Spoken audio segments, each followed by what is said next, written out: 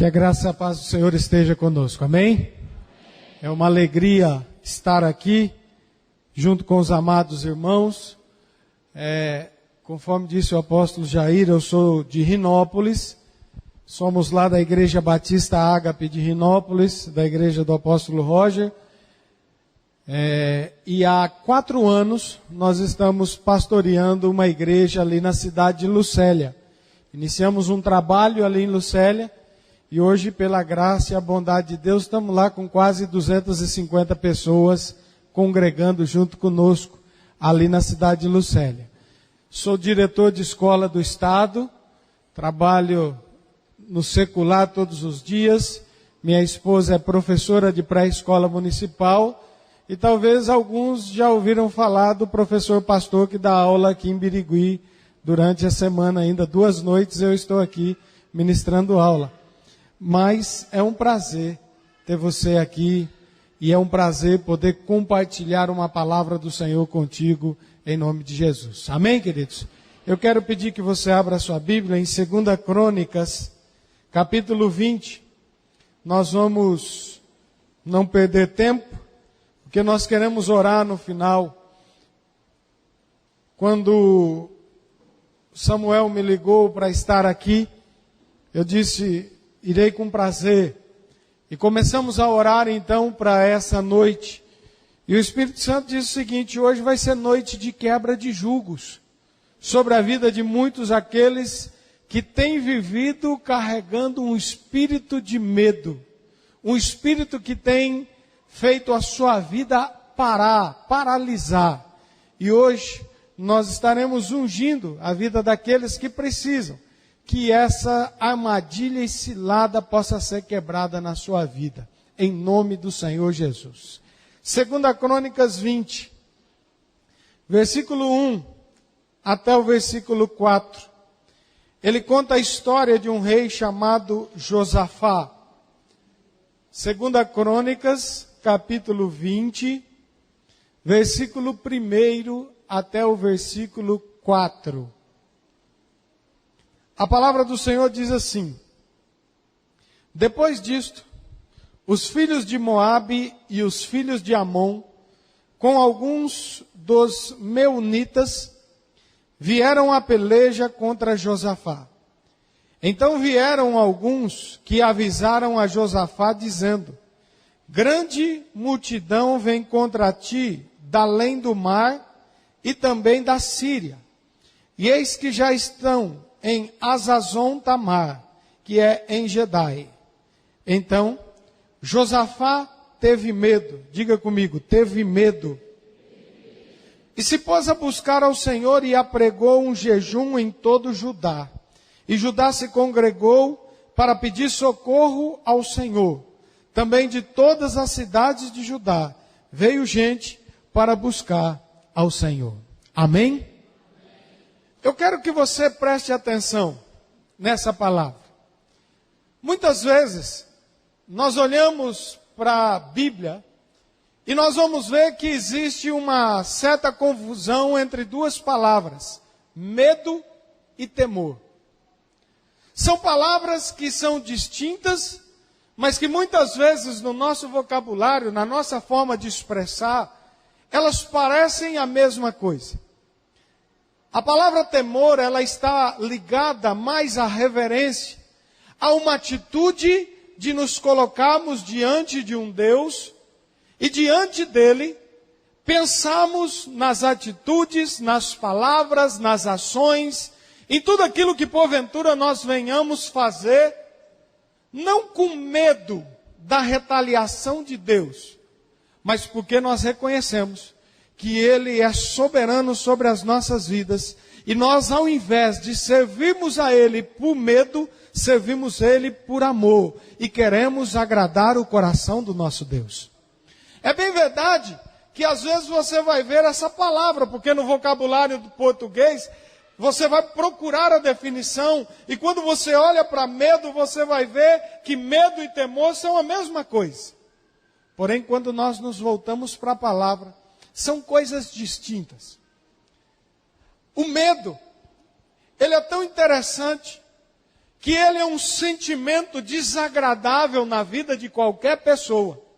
É um sentimento que brota dentro do nosso coração, na nossa mente, e esse sentimento, ele quase sempre é percebido por nós diante de um perigo que pode ser real ou uma suposição da nossa mente.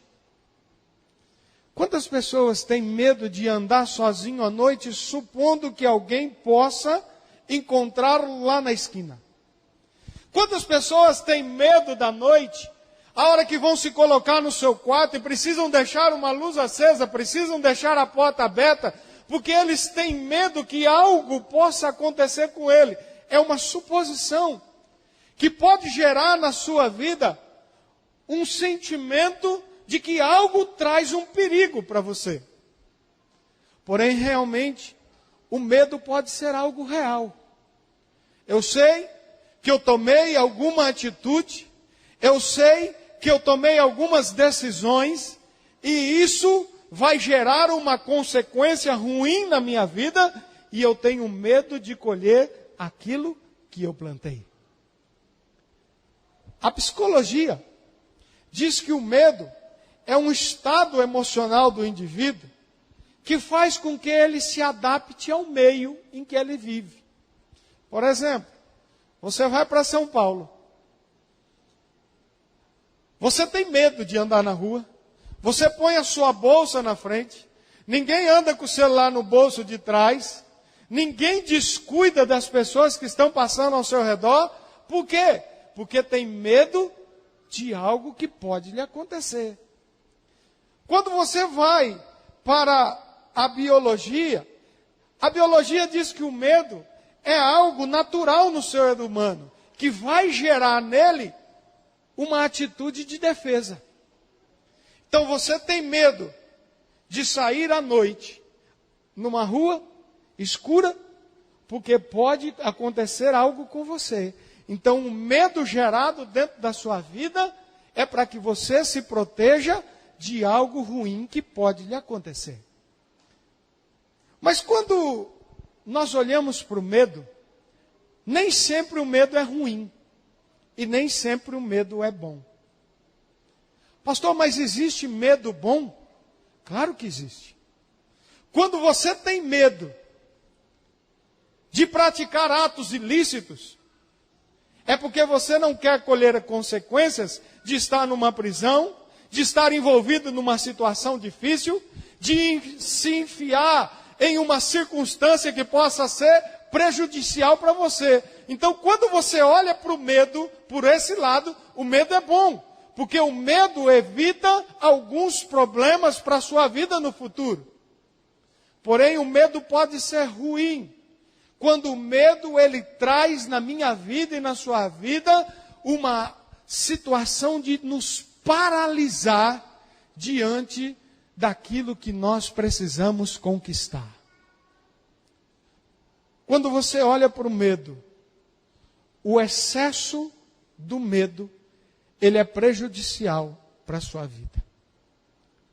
Esse texto que eu li para você, fala sobre um homem chamado Josafá. Josafá, ele foi o 4º rei de Judá, quando a nação de Israel se divide em duas. Após a morte de Salomão, Israel se divide em 2 povos. O reino do sul, ou Judá, cuja capital era Jerusalém, e o reino do norte, ou Israel, cuja capital era Samaria. Nessa época da divisão, alguns reis vão passando. E no reino de Judá, então, o 4º rei é o rei Josafá. Josafá era filho de Asa, um rei chamado Asa. O seu pai foi temente a Deus, e Josafá foi um homem também reto e íntegro diante da presença do Senhor. Quando você lê o texto de 1 Reis, capítulo 22, do versículo 41 em diante, você vai ver os feitos de Josafá. Ele estruturou a vida espiritual de Israel. Josafá fez com que os montes de adoração, Josafá fez com que aquilo que o povo tinha de idolatria, os postes ídolos, as imagens, pudessem ser banidas de dentro do território de Judá. Foi um homem temente a Deus, que durante 25 anos do seu reinado, combateu tudo aquilo que poderia afastar o povo da presença do Senhor. Porém, chega um determinado instante que Josafá está lá no seu palácio, em que ele está lá junto com a sua família, com o seu povo. Quando chegam notícias ruins, Josafá, os moabitas, os amonitas, os meunitas, eles estão se levantando para uma peleja contra você. E preste atenção, Josafá. A multidão daqueles que estão subindo contra a sua vida, eles são tremendamente numerosos, eles são muito fortes, eles vêm armados até o dente para destruir você, Josafá. E qual foi a reação desse homem de Deus? Ele teve medo. Mas pastor, homens e mulheres de Deus não têm medo. Quem disse isso? Homens e mulheres de Deus são pessoas como outras pessoas quaisquer, que em determinados momentos das suas vidas, passam por ataques, passam por flechadas, passam por lutas espirituais, passam por dificuldades físicas, e no nosso coração humano e natural, a tendência muitas vezes é que o medo possa aflorar. E foi isso que aconteceu com Josafá. Josafá para e tem uma reação. Escute, por favor, o que eu quero dizer para você. Diante do medo, existem duas situações que você e eu podemos ter. A primeira atitude nossa, diante do medo, é reagirmos. Diante da nossa atitude, nós estamos com medo no nosso coração, com algo tentando nos parar, a nossa atitude pode ser reagir. Porém, algumas pessoas não conseguem ter uma reação, e por não conseguirem uma reação, elas paralisam e recuam diante do medo. Que medo talvez as pessoas aqui estejam enfrentando? Eu conheço pessoas que têm medo de escuro. E às vezes as pessoas falam, não, é porque eu gosto de beber água à noite. Eu gosto de ir no banheiro, então para eu não trombar, eu deixo a luz acesa. Nem sempre isso é verdade. Às vezes é medo de escuro. Traumas que foram gerados na sua infância. Olha, filho, cuidado, hein? O bicho-papão vem te pegar. E gera no coração da criança um sintoma que vai refletir por todos os seus dias. Então, para que ele não me pegue à noite, eu tenho a claridade da luz. Tem gente que tem medo de morrer. Aliás, eu acho que a maioria de nós tem medo de morrer. Todo mundo quer ir para o céu. Mas a hora que fala que para ir para o céu tem que morrer, fala, não, Jesus, volta que eu quero ser arrebatado em vida. Mas temos medo da morte. A morte, ela dá um encerramento num ciclo das nossas vidas, e nós não sabemos, a não ser pela fé, o que vai nos acontecer depois.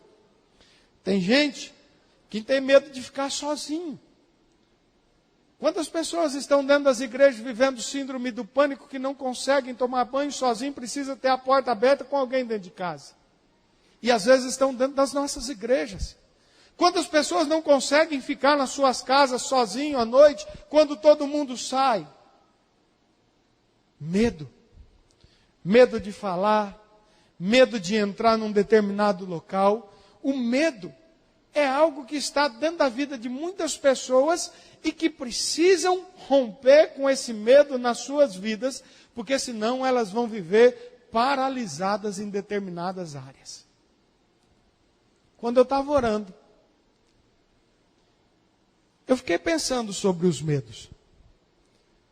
E eu quero falar de 3 medos para você. Primeiro medo, o medo de começar. Quantas pessoas, porventura, podem estar aqui hoje e têm medo de começar algo na sua vida? Eu tenho um desafio. Eu preciso estabelecer um propósito profissional. Eu preciso estabelecer um relacionamento. Eu preciso encontrar o meu ministério na igreja. Eu preciso fazer algo para sair dessa situação em que eu estou. E muitos têm medo de começar. Porque o medo de começar é algo que gera no coração incerteza, dúvida, vai gerar no coração insegurança. E as pessoas têm medo de começar algo. E por não terem a coragem de começar, elas ficam todos os dias da sua vida dizendo: e se? E se eu desse um passo? E se eu experimentasse o algo a mais? E se eu tomasse uma atitude para mudar a minha história? E se eu desse um passo em direção a construir a minha profissão, o meu chamado? As pessoas têm medo de começar. Sabe o que eu fiquei lembrando? De Moisés diante do Mar Vermelho. Eita novela que fez sucesso no meio dos católicos, né? Rapaz, chegava lá na escola todos os dias de manhã, todo mundo contava todo o episódio, ninguém assistia mais Globo.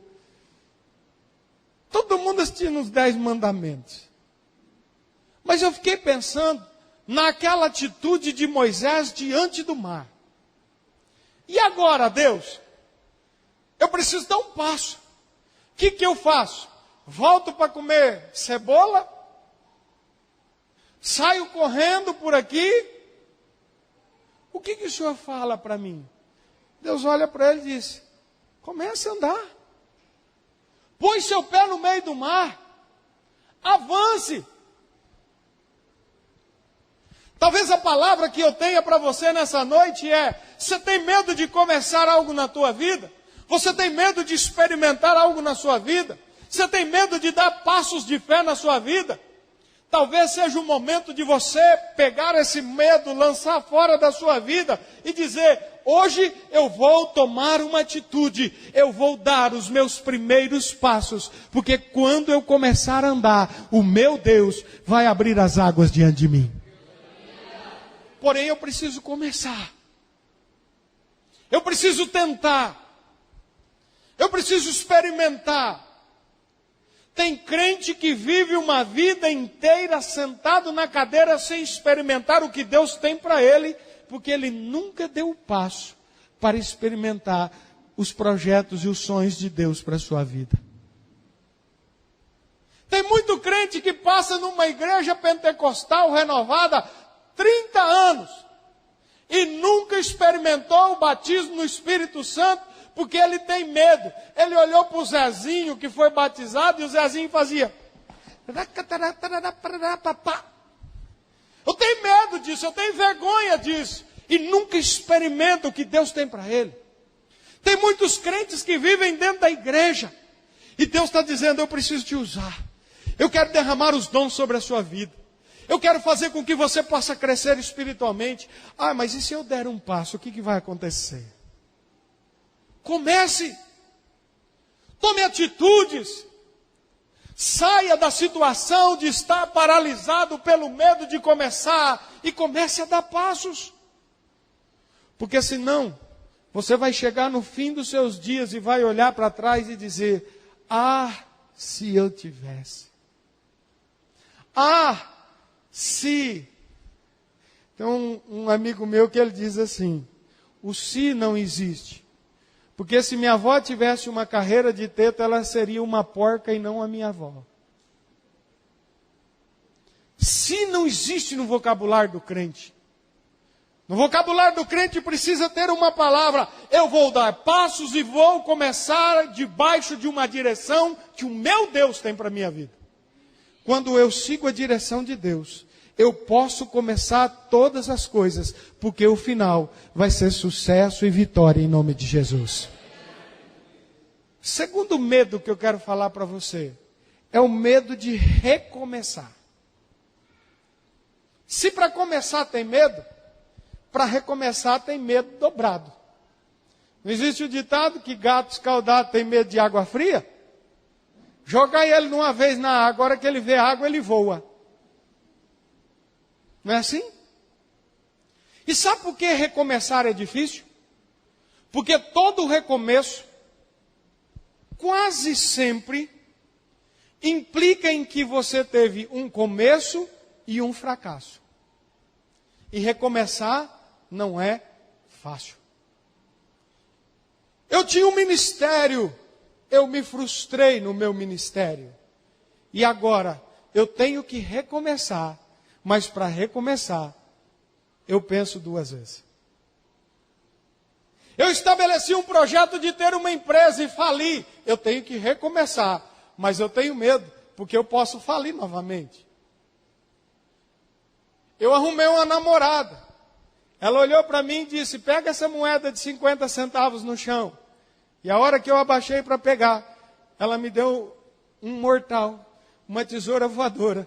E eu fui pegar a moeda lá fora. Aí a hora que aparece outra na frente, eu pôr os dois pés atrás. Porque eu tenho medo de recomeçar. O medo de recomeçar, querido, ele é terrível. Porque nós ficamos lambendo as feridas do nosso passado e não conseguimos olhar para frente. A tendência de alguém que tem o medo de recomeçar é ficar chorando o leite derramado. A tendência de alguém que tem medo de recomeçar é porque ela ainda não conseguiu liberar perdão para quem destruiu a sua vida, ou para quem possivelmente fez algo de mal por ela. Ela não consegue perdoar, ela não consegue liberar o perdão, ela não consegue se perdoar, ela não consegue receber o perdão, e ela fica numa situação em que ela não consegue avançar. Tem medo de recomeçar. Esses tempos atrás eu conheci uma jovem que passou por uma grande desilusão no namoro. As malditas internet da vida. Sabe aquele negocinho de seu namorado de um lado e você do outro, e cada um, ai que lindinho, Sabe aquelas besteirinhas pela internet? Aí ela terminou o namoro. O abençoado pegou tudo que tinha gravado e soltou para todo mundo ver. Sabe qual é a tendência? Não gosta mais de homem. Tem raiva de homem. Tem medo de recomeçar um namoro, porque aquele abençoado destruiu a imagem dela perante uma sociedade. Quantos não são assim? Quantos não passaram por desilusões e frustrações e não começam novamente? Quantos aqui, olha o que o Espírito Santo está me mostrando, pessoas que faziam libertação, pessoas que trabalhavam debaixo da unção do Espírito Santo de Deus, que não tem feito mais, porque num determinado momento da sua vida, um dardo inflamado entrou na sua mente e veio fazer com que você recuasse. E hoje tem medo de recomeçar. E o Espírito Santo está mandando te dizer, ei, se prepara para sair dessa situação, porque Deus ainda tem algo contigo. Não fique aí. É tempo de recomeçar.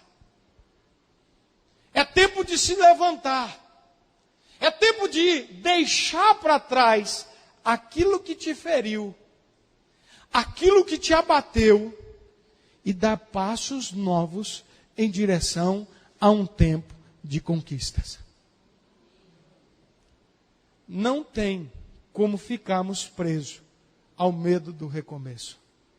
Se você está paralisado, se você tem trauma sobre a sua vida, de coisas que te deixaram estagnados no tempo, hoje Deus quer cortar esse laço e te deixar avançar de novo. Mas tem um terceiro medo, dentre tantos medos, os medos dos ataques e dos contra-ataques. Se é uma coisa que tem me irritado dentro da igreja de Jesus, é o que estão fazendo com o poder que há no nome do nosso Deus. Sabe o que tem me parecido, apóstolo? Jesus está jogando contra o time de Satanás. O time de Satanás em cima do time de Jesus. Bola na trave. Chutando, cabeçada, escanteio. E Jesus com o time dele aqui, ó, num sufoco danado. 1-1. 45 minutos do segundo tempo. O time de Jesus conseguiu um contra-ataque. Depois de apanhar o jogo inteiro. E fez 2-1. Ganhamos. No último minuto. Escuta. Quem é criador de tudo? Quem fez Satanás e os demônios hoje? Quem tem o poder para dizer, haja luz e houve luz? Quem teve o poder para dizer, olha, Satanás, caia por terra. Satanás, você não tem autoridade para tocar neles. A igreja parece que está vivendo um tempo, por causa das batalhas espirituais, porque tem muita gente falando de batalha, intercessão. Olha, irmãos, cuidado, porque se você der um passo para frente, você vai tomar uma flechada e você vai cair 3 passos para trás. Olha, cuidado. Escute, o Deus que eu e você servimos, não é um Deus carrasco que está assim, doido para ver a gente tomar uma porrada para depois pegar a gente aqui atrás arrebentado e restaurar e vai de novo. Toma outro soco, cai para trás que eu vou pegar você de novo e restaurar. Esse não é o Deus que eu sirvo. O Deus que eu sirvo é aquele Deus da palavra que diz, se ele não vigiar e não guardar a minha casa, em vão eu vigio. O meu Deus e o Deus que você serve é aquele Deus que tem o poder para, numa só palavra, fazer com que todo o mar se acalme diante de nós. O Deus que eu sirvo e o Deus que você serve é o Deus que pode olhar para o aleijado e dizer, levanta. É o Deus que pode olhar para a enfermidade e dizer, sai. É o Deus que pode olhar para aquele que está morto e abatido e dizer, levanta daí, porque eu tenho vida para você. O grande problema é que a igreja tem vivido um tempo de não crer que o seu Deus, ele é todo poderoso. Escute, o que eu quero dizer para você. Ter medo no meio de uma batalha espiritual, isso é normal, irmãos. E isso é até salutar a gente ter, porque a gente vai vigiar, a gente vai lutar para ser santo, a gente vai se comprometer com o reino. Quando a gente tem esse medo, que não é algo excessivo, nós vamos nos preparar melhor para a vitória que Deus tem a entregar nas minhas mãos e nas suas mãos. Isso é bom. Mas medo a ponto de me paralisar e não me deixar avançar, isso não é de Deus. Quando nós chegamos em Lucélia, era uma igreja que fazia 6 anos que estava lá. Ela sempre teve 17 pessoas. Quando nós entramos naquela igreja, no primeiro ano, ela foi para 40. Só chegava pessoas que tinham AIDS, homossexuais e aqueles que precisavam que alguém pagasse a conta para eles. A igreja lotou. A princípio eu tive medo. Eu comecei a pensar, aonde eu estou pondo o meu pé? Deus nunca mandou eu vir para Lucélia. O que eu estou fazendo aqui? É porque o meu pastor disse, assuma lá. E eu fui, junto com a minha família. Mas eu tive medo daquilo que eu vi. De repente chegou alguém que estava saindo da cadeia. Daí a pouco era gente que estava fugindo, que estava entrando dentro da igreja. Teve um culto que a pastora estava pregando, entrou um bandido dentro da igreja, no meio do culto, sentou lá dentro do culto, e naquele dia não estava nem o capitão da polícia militar, nem o cabo, nem nenhum dos seguranças que tem lá da igreja naquele culto. E daí a pouco a polícia sai correndo atrás desse cara e entra para dentro da igreja e o cara vaza para o fundo da igreja e vira aquela doidura. Eu tive medo, irmãos. Aonde eu estou pondo minha família? Mas aí eu entendi quem era Deus. E se Deus não nos guardar ali, ou na nossa casa, ou no nosso trabalho, ou na rua, nós não somos nada. Ou a gente passa a confiar, ou diante dos ataques e dos contra-ataques que vêm contra as nossas vidas, nós desistimos e recuamos, por causa do medo. Nossa igreja agora está abençoada. Se converteu um pai de santo, que eu ganhei ele num velório. É verdade. Várias pessoas saíram do terreiro, estão dentro da igreja hoje em processo de libertação. Aí você para e diz assim: pastor, o senhor não tem medo? Já puseram trabalho de macumba na porta da igreja, já puseram o sapo com meu nome costurado dentro da boca deles lá na igreja. Já falaram de todos os terreiros de macumba fazendo trabalho contra a igreja, sem contar os crentes que querem destruir a igreja de lá. O senhor não tem medo disso? Se Deus não guardar as nossas vidas, quem somos nós diante dos ataques? Mas quem é o teu Deus? Ele não é o teu escudo? Ele não é a tua fortaleza? Ele não é aquele que vai à frente das tuas batalhas? Não é Ele que tem o poder para olhar e destinar uma legião de anjos para guerrear em teu favor? Se existe um poder nas mãos de Deus, por que nós vamos nos paralisar diante dos ataques e contra-ataques? Se você está parado com medo daquilo que vem contra você, aprenda hoje, o teu Deus é quem vai te dar a vitória em todas as áreas. Agora eu quero citar o que Josafá fez, para que você possa vencer o medo, assim como Josafá venceu o medo. Olha comigo aí em 2 Crônicas, capítulo 20. Deixa aberto aí. 2 Crônicas 20, versículo 3. Então Josafá teve medo, e ele se pôs a buscar ao Senhor e apregoou um jejum. Você tem vivido uma muralha na tua vida que está arrebentando com você, que é chamada medo? Então começa a buscar a Deus, que Ele vai meter o pé nessa muralha e vai derrubar todas as muralhas por terra. E se Ele não quiser meter o pé, só você dá um grito, que vai acontecer como aconteceu em Jericó, e as muralhas vão cair. Começa a orar, começa a buscar a Deus, começa a jejuar por aquilo que está te prendendo, porque essas cadeias podem cair por terra na tua vida, em nome de Jesus. Olha para outra atitude dele, versículo 6.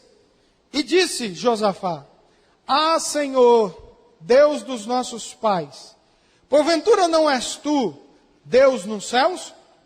Não és tu que dominas sobre os povos e sobre os reinos? Na tua mão está a força e o poder, e não há quem possa te resistir. Você acha que o medo pode te prender? Você acha que tem alguma muralha que pode se colocar entre você e a bênção que Deus tem estabelecida para a tua vida? Não tem. Olha para Deus e diz assim: ei, você está querendo me fazer paralisar? Medo. Ó meu Deus, Ele vai fazer com que você possa bater em retirada da minha vida a partir de hoje. Lembra quem é o teu Deus? O Deus dos céus. O Deus que tem o poder nas suas mãos. O Deus que domina sobre tudo. Então não tenha medo de começar, de recomeçar, de ataques, de contra-ataques, porque o teu Deus, Ele domina sobre tudo e tem a força e nada lhe pode resistir. Terceira atitude de Josafá. Olha o que diz o versículo 15. Versículo 15 diz assim: E disse: Dai ouvidos todo Judá e vós moradores de Jerusalém, e tu, ó rei Josafá, aquilo que diz ao Senhor, aquilo que diz o Senhor, não temas e nem se assuste por causa dessa multidão, pois a peleja não é vossa, mas a peleja é de Deus. Não tenha medo. Não fique paralisado. Ouça o que Deus tem a dizer para você. Aprenda a ouvir a Deus. Nós estamos em 21 dias de jejum lá em Lucélia. Fizemos 12 dias de jejum em janeiro, pelos 12 meses do ano. E agora nós vamos ter um congresso, dia 19, então todo mundo está em 21 dias de jejum. E eu tenho dito para eles, para de falar e começa a ouvir mais. Vou orar a Deus para que vocês não durmam e para que Deus visite vocês na madrugada. E está sobrando para mim, porque às vezes 1h30 da manhã, pastor, eu não consigo dormir, Deus está falando assim. Eu falei, então ouça, é para você, não é para mim, Ele te acordou. É contigo. A palavra é para você, então ouça. Josafá parou para ouvir a voz do profeta. Ele diz assim, assim te diz o Senhor, não temas, não tenha medo, porque a tua peleja não é mais tua, a tua peleja, ela é de Deus, e Deus vai te dar a vitória sobre ela. Aprenda que o medo, ele vai cair por terra, e aquilo que te afrontava, vai ter que afrontar o Deus dos exércitos. Quarta atitude, versículo 18 e 19 diz assim: Então Josafá se prostrou com o rosto em terra, e todo Judá e os moradores de Jerusalém também se prostraram perante o Senhor e fizeram o quê? Diga comigo, adoraram. E dispuseram-se os levitas dos filhos dos coatitas e dos coreitas para fazerem o quê? Diz assim, louvarem ao Senhor. Sabe qual foi a atitude diante de uma afronta? Louvor e adoração. Às vezes a gente quer ter a vitória para depois louvar e adorar a Deus.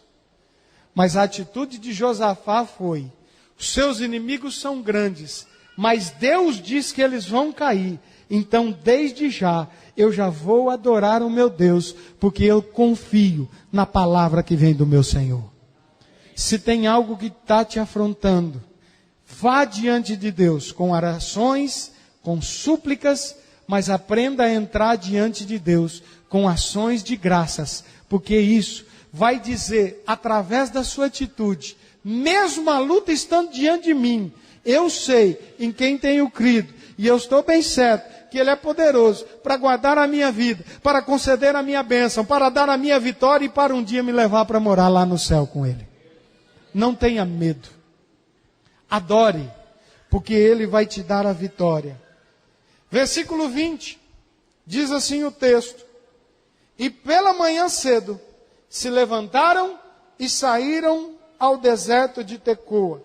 E ao saírem eles, pôs Josafá em pé e disse: Ouvi-me, Judá, e vós, moradores de Jerusalém, crede no Senhor o vosso Deus, e vocês estarão seguros. Creiam nos seus profetas, e vocês prosperarão. Atitude, crê na palavra que tem saído desse púlpito para a sua vida todos os dias, todas as semanas. Creia na palavra que esses profetas estão trazendo para você durante essa campanha. E estejam nas mãos de Deus, porque Ele vai manter você seguro e livre de todo medo. E por último, a partir do versículo 21, diz que eles saem para a peleja. E é tão interessante que quando eles saem para a peleja, diz no versículo 22, e tendo eles começado a cantar e dar louvores a Deus, o Senhor colocou uma emboscada contra os filhos de Amon e de Moabe, e os montes de Seir, que vieram contra Judá, e eles foram desbaratados, porque os filhos de Amon e de Moabe se levantaram contra os moradores do monte Seir para os destruir e exterminar. E tendo eles dado cabo dos moradores de Seir, juntaram uns aos outros para os destruir. E tendo Judá chegado ao alto, que olha para o deserto, procurou ver a multidão, e eis que eram corpos mortos que jaziam em terra, sem nenhum sobrevivente. Escute, você já imaginou? O medo está aqui, diante de você, te afrontando, batendo na tua cara todos os dias, te paralisando e te fazendo recuar. Hoje, você ouve uma palavra como essa, e diz assim: medo, hoje é o último dia que você vai me afrontar. E aí você se levanta, poderoso Deus, minha alma anseia por ti, e começa aí, enfrentar o teu medo.